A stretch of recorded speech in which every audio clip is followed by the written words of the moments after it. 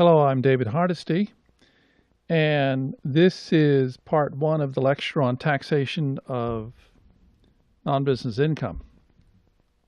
In this lecture, we explore the U.S. taxation of non-resident aliens and foreign entities on non-business income from sources in the United States.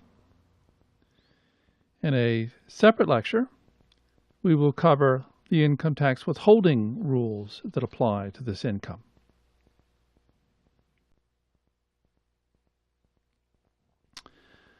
The objectives of this lecture are to understand the following.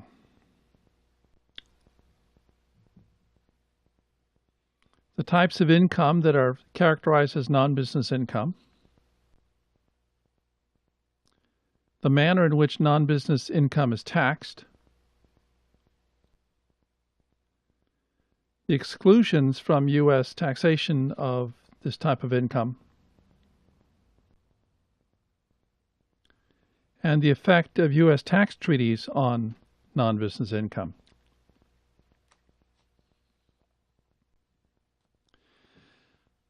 Let's first look at the basic scheme for the taxation of non-business income under U.S. domestic tax law.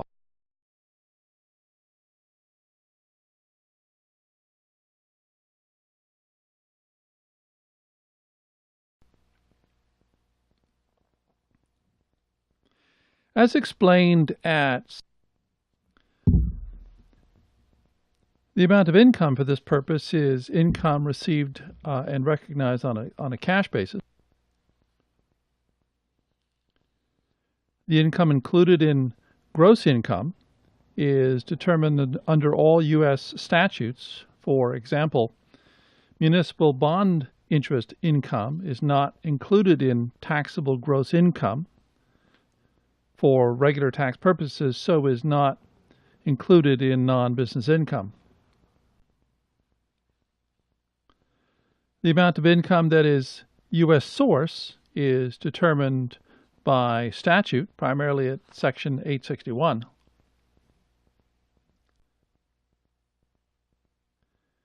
And income that is effectively connected income is considered business income, which by exclusion is not non-business income. This income is still taxable in the United States, but is not taxed at a flat 30% rate. U.S. tax treaties ordinarily have the effect of reducing or eliminating the tax on non-business income. Most commonly, such treaties reduce or eliminate the tax on U.S. source dividends, royalties, and interest. Before going further, I want to clarify my use of the terms non-business and business income. These are terms of convenience used in this course. Non-business income generally refers to all income defined in sections 871A and 881A. This kind of income is generally dividends, rents, salaries, wages, premiums, annuities, compensation, remuneration, emoluments, and other fixed or determinable annual or periodical gains, profits, and income. Business income is income referenced in either Section 871B or 882, which is income effectively connected with a U.S. business. The terms non-business and business income are not used in the code in the manner that I use them. However, using the terms in this course makes it easier to explain things.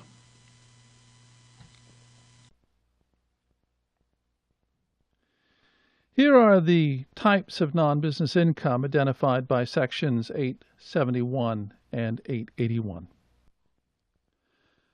Non-business income includes interest, dividends, rents, royalties, annuities, and it includes other fixed or determinable annual or periodic gains, profits, and income. This is known as FEDAP income.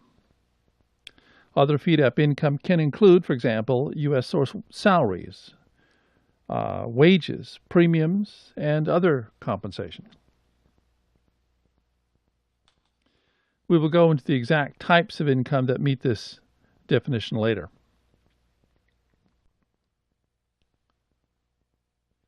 U.S. source capital gains of non-resident aliens are taxable as non-business income in the United States with respect to aliens present in the United States for 183 days or more.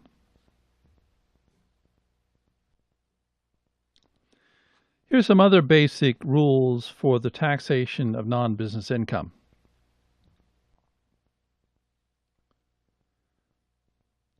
As an exception to the taxation of non-business income does not include income that is effectively connected with the conduct of a U.S. trade or business.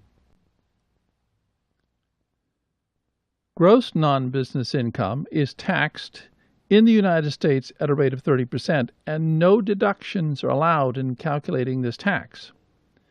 As we will see later, under U.S. tax treaties, the rate is often much lower, and in some cases, the income is tax exempt.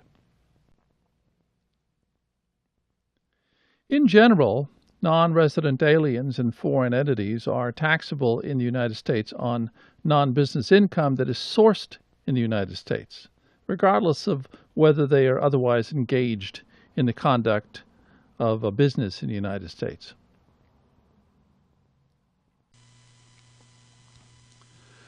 Non-business income is subject to withholding at source by the payer at a flat rate of 30%. In theory, the amount withheld is supposed to equal the amount of tax, so foreign persons with only non-business income may not be required to file U.S. tax returns.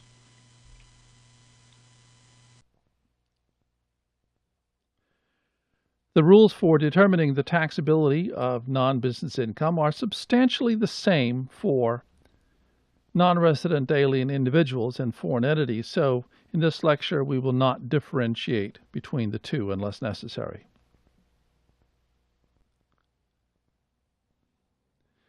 Here's an example of the taxation of a non-resident alien individual.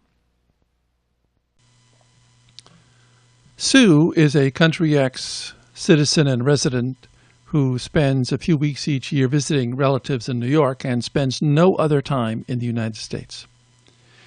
She has various investments in the United States that earn U.S. source non-business income in the form of dividends and capital gains. And she has U.S. source effectively connected income. If no U.S. tax treaties apply, 30% withholding is required on all of her U.S. source dividends, and no withholding is required on her capital gains or her effectively connected income.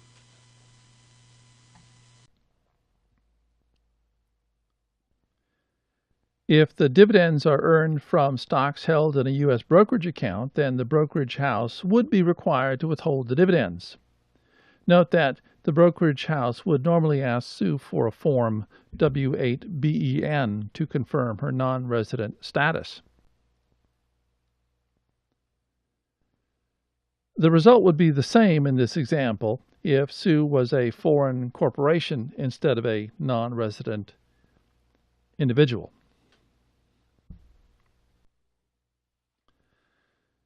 This lecture is about non-business income.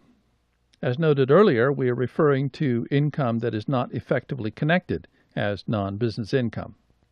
This naturally requires that we define effectively connected income. However, we will provide only a brief definition of such income here and leave a more complete definition for a later lecture.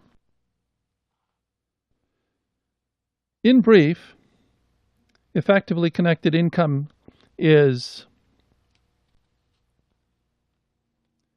U.S. source income, that is, income from activities or property in the United States, that is income of a foreign person engaged in a U.S. trade or business. Here's a brief example of effectively connected income. Foreign Corp is a Country X corporation which sells carpets to U.S. customers through a branch office in Pittsburgh. All of the sales made by that office are made to U.S. customers and are effectively connected. In addition, the company holds working capital cash in a U.S. bank, and interest on that cash is directly connected to the U.S. business, so is also effectively connected. In this lecture, we will refer to these business profits and interest income as business income.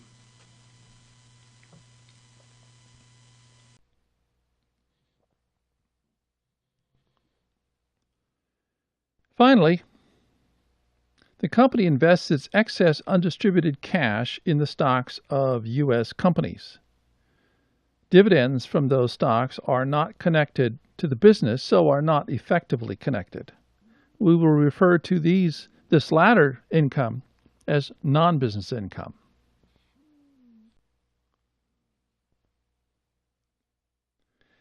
Having provided a brief definition of effectively connected income, let us turn to the income that is not effectively connected, which we are calling non-business income.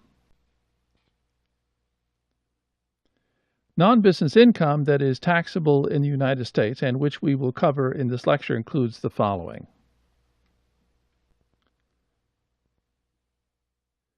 Dividends from U.S. companies, interest from borrowers in the United States,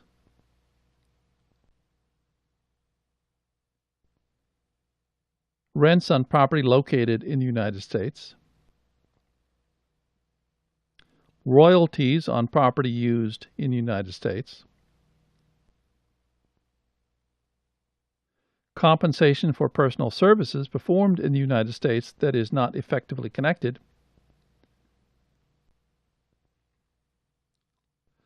and U.S. source capital gains earned by non-resident aliens who are present in the United States for at least 183 days. You may immediately wonder how an alien can be present in the United States for 183 days and still be classified as a non-resident. As we will see later, this is possible, though not common.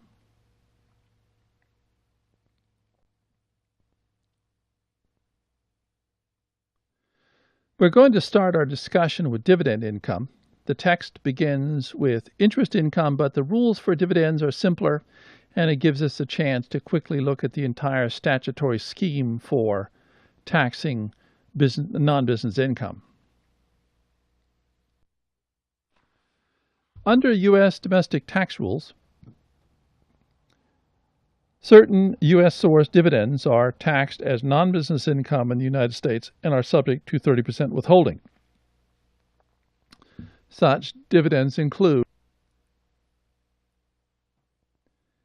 any distribution from current or accumulated earnings and profits,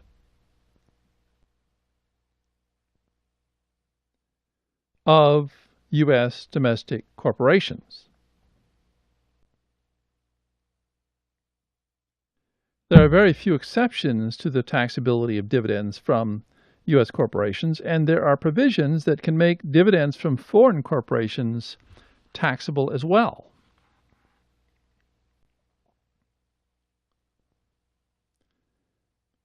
As one of the first exceptions to the general rule, dividends of foreign corporations can be considered U.S. source income subject to tax and withholding.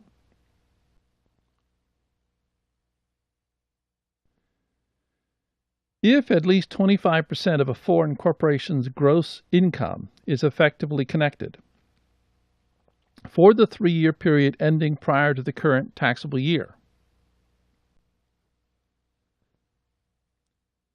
then dividends paid in the current year are partly U.S. source income subject to 30% tax and withholding.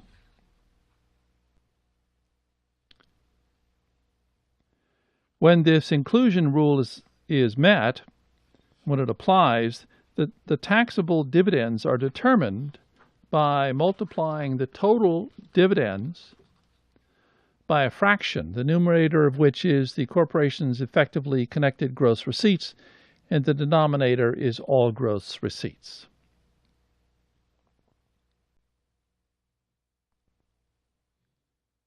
Here's an example of the 25% inclusion rule. In 2010, Foreign Corp, a Country X corporation, pays a cash dividend of $10,000. For the 3-year period ending with 2009, Foreign Corp has been engaged in a trade or business in the United States and has received gross income effectively connected with the conduct of that trade or business, amounting to 80% of its gross income from all sources for such period. Of the total dividend, $8,000 is treated as income from sources within the United States. U.S. tax treaties have a substantial impact on the taxability of dividends.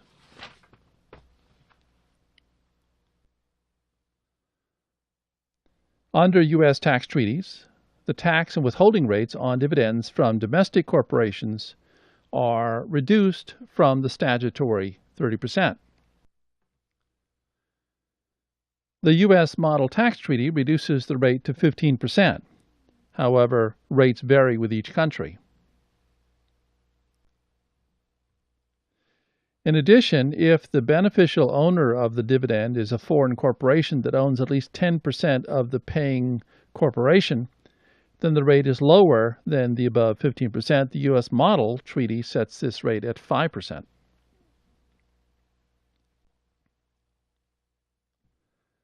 If the dividends are attributable to a permanent establishment of the recipient in the United States, then the dividends are taxed in the United States as business profits.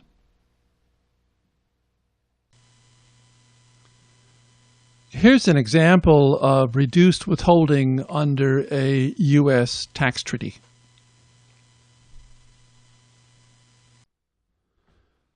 Domestic Co. is a U.S. corporation that pays dividends to Foreign Corp., a U.K. corporation.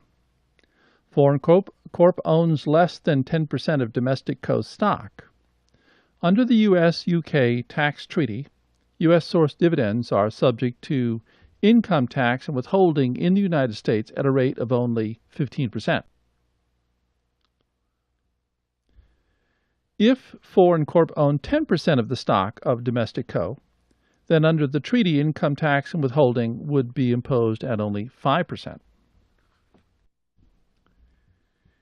This is the end of Part 1 of this lecture. Please continue with Part 2, where we begin to cover interest income.